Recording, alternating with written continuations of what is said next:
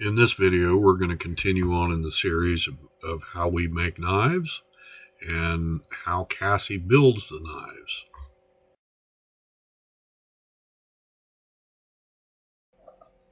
The first thing that Cassie has to do before she can build these knives is get all that heat treat scale off of the tang.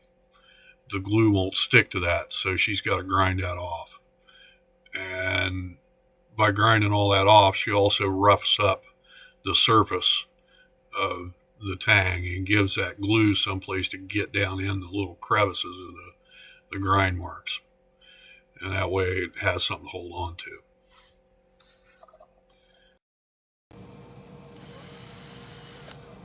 So after she's fronted the handles, she has to remove the Corby bolts so she can get them ready to build.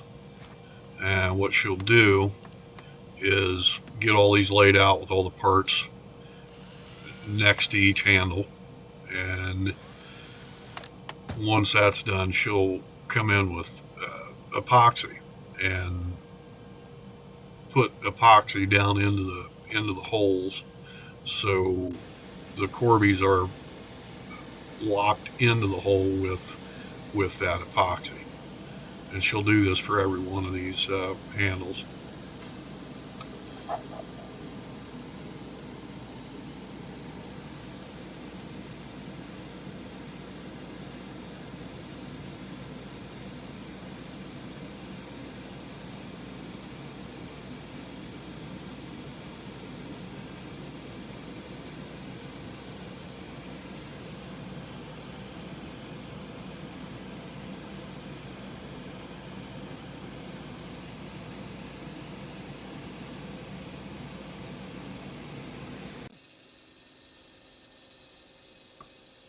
So once she's got that done, she can build the knife. She'll wrap a piece of paper towel around that blade to keep any errant epoxy off of the steel.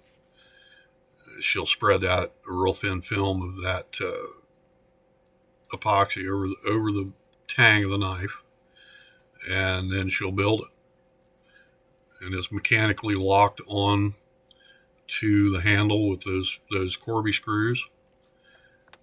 And it's also got the chemical bond of the epoxy.